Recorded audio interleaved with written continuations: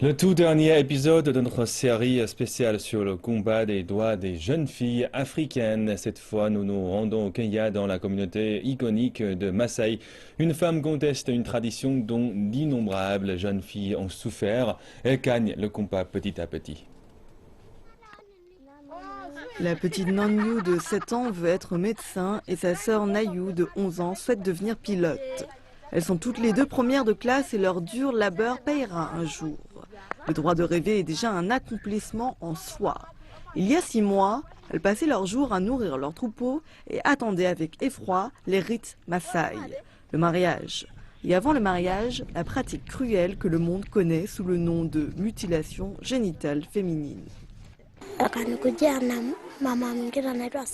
Je ne veux pas être excisée ni me marier. Nous n'avons pas de parents, nos proches voulaient nous couper et nous troquer pour des vaches.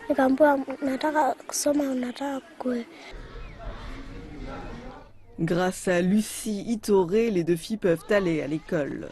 Lucie a réussi à échapper au sort que de nombreuses jeunes filles kenyanes ont souffert et a dédié à présent sa vie à arrêter cette pratique. I believe FGM has no any impact in a woman's life.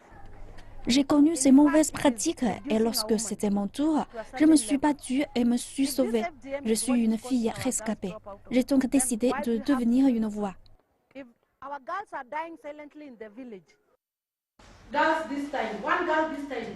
Lucie a secouru plus de 400 filles comme Nanyu et Nayu, des fois avec l'approbation des parents, des fois sans.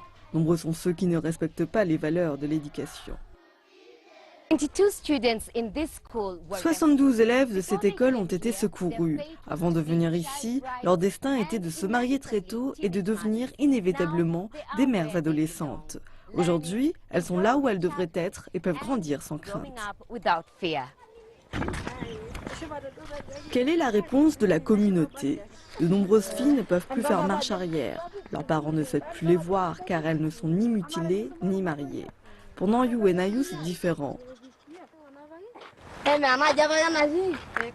la première fois qu'elles revoient leur belle-mère depuis qu'elles ont quitté la communauté au mois de novembre dernier. C'est une mère de 4 enfants à seulement 20 ans. Elle sait que Nanyu et Nayu ont l'avenir qu'elle n'a jamais pu avoir. Si elles étaient encore là, elles seraient en train de nourrir les troupeaux et de partir à la recherche de l'eau. La mutilation génitale féminine ne fait pas seulement mal, elle traumatise. Je vois l'importance de les éduquer. Je veux qu'elles travaillent dur pour éviter d'avoir la même vie que moi. C'est dur d'être mère si jeune.